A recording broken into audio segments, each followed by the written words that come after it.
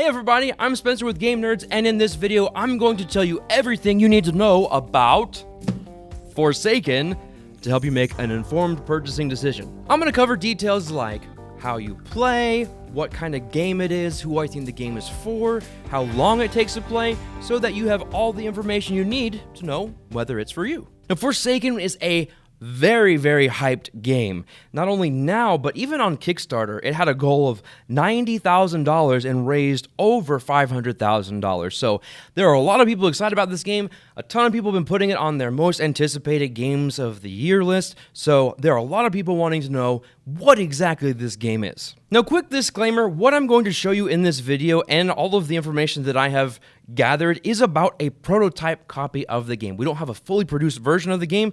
What you're going to see is 3D printed, so none of what you'll see here are the final components, so keep that in mind as I go through this. Now, Forsaken is, as you saw, a very big game, and one of the reasons why that's the case is because it is a sandbox style game. There's a lot going on. It's for 1 to 4 players, it's competitive, and everybody gets to choose how they want to play. If you want to go and attack a bunch of enemies, even the people you're playing against, you can do that. If you're focused on wanting to complete jobs and make money, you can do that. If it's really important to you to develop your story and do all kinds of crazy things with your character, you can do that as well.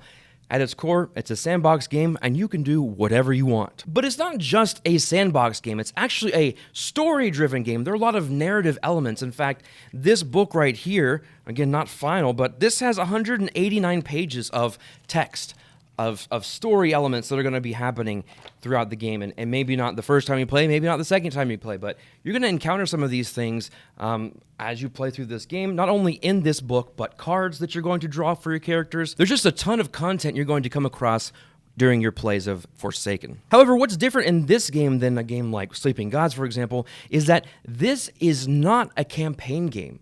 You're going to play individual sessions. There are no, sessions that link from play to play. It's all, I'm going to play this game, finish it, and the next time we come through, we're starting new, maybe with a new character, maybe with new goals.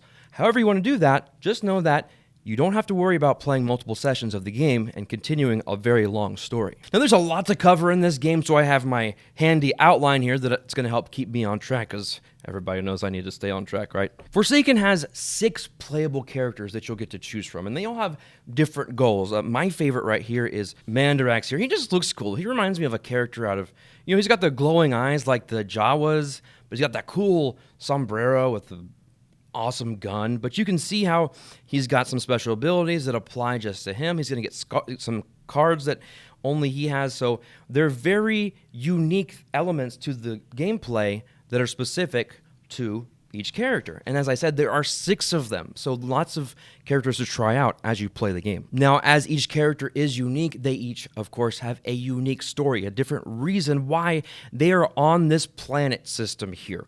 What are they trying to accomplish? And so as you progress through the various story beats of your character's story, you're going to be able to make different choices. You're going to gain points. You're going to gain experience, different ways that will help progress you to the end of the game and hopefully come out as the winner. So that gives you enough context of what's going on in the game, but let's get into a little bit more of the specifics of how it all plays out. So first of all, let's get into the structure of the game. Everyone who's playing, you'll just take turns going around the table in a clockwise order until one of 3 things happens. The first is if your character reaches the end of their story. There are 3 chapters in your character's story, and if you complete all of the objectives in chapter 3, that will trigger the end game for everybody. You're also going to be earning points throughout the game, whether through going through your story or other objectives you're completing, jobs you're completing, different combat you might be finishing and winning. You're going to gain points that way. And so there's also a point goal that you're going to work towards that may end the game. The rulebook gives you 3 different lengths that you can play towards, depending on how much time you have. For a short game, you're going to work towards 12 points. For a regular game, that's 15. And then for a long game, if you want to spend a little bit more time in the world here, the cutoff would be 18 points. The final trigger that will end a game is if one of these encounter decks runs out.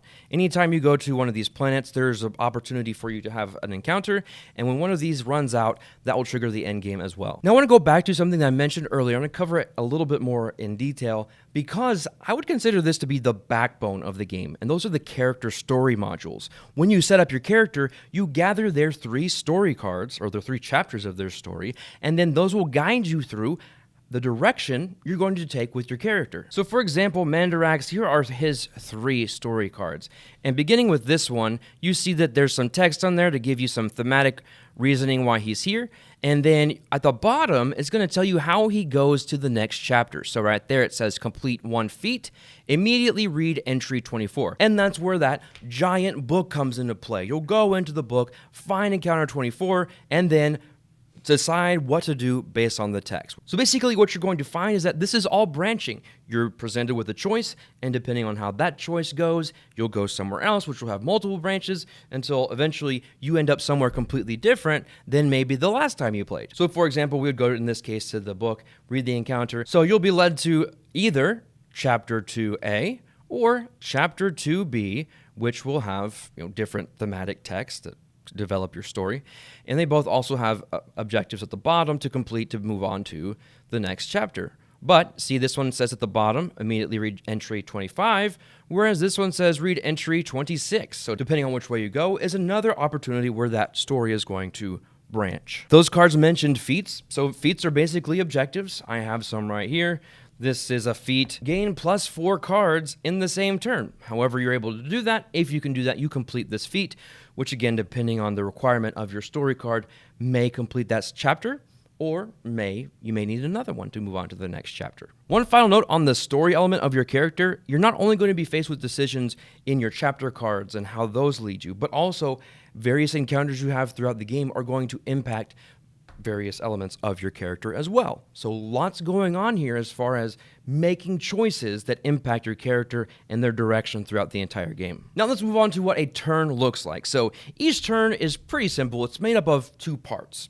The first is the action step, and then the other one is the encounter step. When you take your actions, you'll do 3, and you'll do any kind of mixture of them. That you can repeat the same ones. Of course, you have to make sure that you're able to do those actions based on the criteria. But basically, those actions are going to help you explore and interact with the world around you. And so some examples of that are moving. You're going to move around the spaces on the planets. Note that you've got this gate right here, so it's kind of like a teleport ability to go from this planet over to the moon right here. And then there's one on the other side as well. You see this gate over here that you can go from this planet over here. You also have the ability to connect with different factions. Now, around the map, you'll see these little standees that represent different factions throughout the world. And when you get there, you'll take this board right here, and it has everything you need to interact with that faction. So for example, I'd be here with this Sanction faction if I go to this space right here, and then I am able to resolve this card because I'm there based on what I want to do.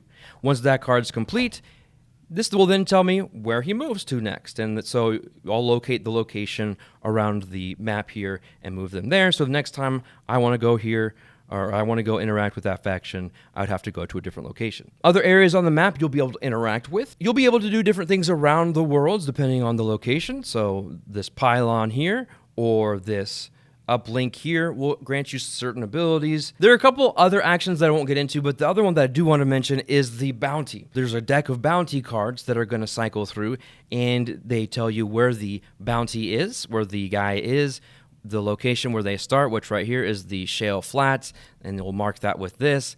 And then you have to go here and have an encounter with them. You want to try to fight them to bring them in, essentially, to be able to get your reward. As time goes by, you'll be a tracker that'll move down here, and the longer you let the bounty go, the higher your reward is, but the closer he is to escaping. And when they escape, there's another encounter for you to read right here. So again, you can do 3 actions, whichever ones you want, and then after that, depending on where you are in the world and the map here, you may have an encounter. And so when your turn is over, you'll look and see where you're at, and depending on the icon that's down on the board, it'll instruct you if you need to draw an encounter card, which for this over here, here's the deck, you draw it, and it'll be another element of story that you'll read and make a decision. So you'll see something like this. I'm not going to read all of it because I don't want to spoil anything for you, but again, some thematic text that tells you what's happening across the world. Now, the way these encounter cards work is there is a number up in the corner. So for example, this one says T12, and then somebody else, unless I'm playing solo, would go to the book. Then After I read this, I tell them which choice I make, if I'm going to smash the domes or revive the officers. And then in the book, they'll read what happens whenever I make that choice. So you have decisions to make that not necessarily are about strategic, your strategic approach to the game, but maybe some moral questions that happened. Now, some of those encounter cards will ask you to get new cards from the reserve, I think is what it's called in this game, and it'll tell you to pull the card, and then to further enhance the story for everybody else, you will take this and then mix it into the top 2 cards of the deck, so that next time someone comes along, even though they didn't make the choice that you did, your choice is going to have an impact on whoever comes along and has an encounter there next. Whenever you hit one of those end-game conditions that I mentioned earlier, the game's not over. The first person to do one of those things is not necessarily the winner. Of course, whoever does that may have more opportunities to gain more points, but ultimately it comes down to whoever has the most points at the end of the game. And you'll calculate your points, and like I said, whoever has the most points will win. Whenever you have combat or any other kind of skill tests in the game, you're going to use a dice tower. But it's not just any dice tower. Depending on your strength, you're going to choose an amount of dice here, and one color will represent you, and if you're having a combat, the other color will represent the opponent. And you're going to drop those down here, and they're going to spill out here, and depending on how far they go, is going to impact the strength of those dice. So you want them to go further, but this tray right here is actually going uphill, so it's not just falling out and relying on gravity. It doesn't all go out. It's not always going to end up on the highest tier because of gravity. Now, if you're really bad at combat or you take damage some other way, you'll lose health and you'll go down on your health track right here. And if you get down at the end, it doesn't mean you're dead. You're not out of the game. You're just going to take a defeat card, an injury, and you come over here and it's going to have some kind of effect that'll last for the game, essentially. The card will tell you how to reset your vitality, which is your health. So like this card, for example, says set your vitality to 1. Now, because there are a lot of elements of the game to interact with, whether it's locations, items, gear, weapons, different tokens, this takes up a lot of table space. As you can see, this is a 5.5 by 2 3/4 size table, and not quite everything fits on here. This is one player tray, as I showed you here, but then over here I've got 2 others that I don't quite have room for. So just know that this is going to take up space, but again, it's so that you can play with all of the elements in the game, as well as the benefit of all of the trays that help keep everything organized. You can see how this tray has everything for your character. You've got your different jobs for each faction. You've got a place to keep your resources. Up here is where you'll keep your feat deck, active chapter that you're on. Like I said, there's a slot for everything. So yeah, it takes up table space, but it's very practical and handy. Before I move on to my recommendations and other information, I do want to point out some potential similar games that you may have played that this gave me a similar feeling to. One is Western Legends. Western Legends is a very open world sandbox style Western game. However, it doesn't have the story depth that this one does. So if you like the mechanisms of that game and the ability to do whatever you want, but wanted some story behind what you're doing, then you'll probably enjoy this game. Some other open world games that you may have played are Sleeping Gods or Seventh Continent. Now, those are both cooperative games, so that's where these are going to differ. You're working together there, and then here, each person is kind of managing their own story. Also, both of those games heavily feature exploration, going somewhere where you don't know what's around the corner. This, you see the map from the very beginning, so it doesn't have that unknown element to it other than what might happen in the story. Actually, playing this game made me think of the video game Borderlands. It's not the same thing, but it's got that very open world sandbox element. You're running around, getting weapons, taking contracts, completing jobs, that kind of thing. So if you like doing that in a video game atmosphere, maybe you'll like it here on the table. So one of the sections I normally do in these breakdowns is I go over the time commitment of the game.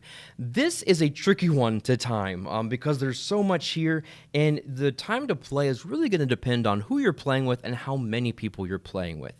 The first setup of the game, because when you get it, nothing's going to be organized in these trays. It's probably going to take you a while. I'm guessing 20 to 30 minutes of that first time setting up the game to put everything in its place, getting all the cards sorted. I don't think it'll take that long every single time because you just, wow, blam, pop out a tray and it's ready to go. But there is a significant amount of setup because you got to get out your character decks, you've got to get all the cards organized, you got to put all of the components in the right way, in the right place. But ultimately, I do think that those trays are going to help out in the setup, but expect a 20 to 30 minute setup for that first game. While it's not a super mechanically complex game, there is a lot to cover. So a first time rules explanation will probably take a while as well, at least 10 minutes just to get the ground covered for what people at least need to know before they get started. And then you can introduce things as you go, but there's a lot to cover here. As far as the individual turns, how long do those take? Again, that's going to vary greatly depending on what you do in each turn. Some actions are quick. Moving is quick. You can move up to 2 spaces when you take a move action. You can heal. That's an action. But when you do things like interact with a location or try to take on a bounty, those are going to increase the time of each turn. And then at the end of your turn, when you have an encounter, some of those encounters are shorter, some of them are longer depending on the text that come up. So it's really hard to identify a regular amount per turn, but I mean, multiple minutes for sure. Maybe up to 5 minutes. It just depends on what all's going on in each turn. But for a concrete number, you're not going to spend any less than 2 hours for this game. And then by the time you compound that time by adding more players, like for a 3 or 4 player game, you're looking at least 4 hours worth of your time setting up, teaching, playing, and putting away the game. The final thing I want to talk about is the target audience. Who is Forsaken for? We need to ask yourself what you like in a game. Do you prefer to just focus on the mechanisms of the game and being efficient with all of that? Or is the story element important to you? Do you like experiencing and also impacting the direction of a story? With the mechanisms not being so difficult, it really allows the player to involve themselves with the story and focus on that and how their decisions impact the direction of their character without getting so bogged down in how to actually play the game. One considering factor may be player interaction. If you like interacting with players a lot, there's not a whole lot of that here. You can fight the other players if you want to. There are some stories that let you vote on the outcome, let other players vote on the outcome for another player. There's a tray that has the different cards that you can buy before another player. That's one way to influence what they do. But ultimately, you can keep to yourself and stay in your lane while another player is doing something else. Now, depending on that, how players choose to play, there may be a lot of downtime for you. If people are wanting to kind of stay in their lane and pursue their own story, between their turn and your next turns, there's probably going to be a lot of time there where you're not actively doing anything. You might help roll the dice for them or read an encounter for them, but as far as what you're doing when it's somebody else's turn, you're essentially waiting there and observing what's happening in their own story. You can play the game solo, so when you do, hooray, there's no downtime because you're doing everything. And even in a 2-player game, there's less downtime because you're trading off who reads the encounters and all of that. So for the most minimal amount of downtime, go for a solo or 2-player game. The size of the game and the duration does impact its versatility. You can't play it just anywhere, and you have to have that amount of time blocked out on your schedule to play it. If your time to play games throughout the week is limited, then this is going to take up a big chunk of that, whereas you have to make the decision if it's more important to play multiple shorter games in the time that it would take for you to play one game of Forsaken. But your time commitment with Forsaken will be rewarded because of the sheer amount of content that you're going to be able to experience every time you play. And that's everything that I wanted to cover about Forsaken. Hopefully, this video gave you lots of things to think about and to consider before you make your purchase of it over at GameNerdz.com. If you found this video helpful, please consider giving it a like, and don't forget to subscribe to Game Nerdz on YouTube so you don't miss out on future tabletop gaming content. Once again, my name is Spencer, and I want to thank you so much for watching.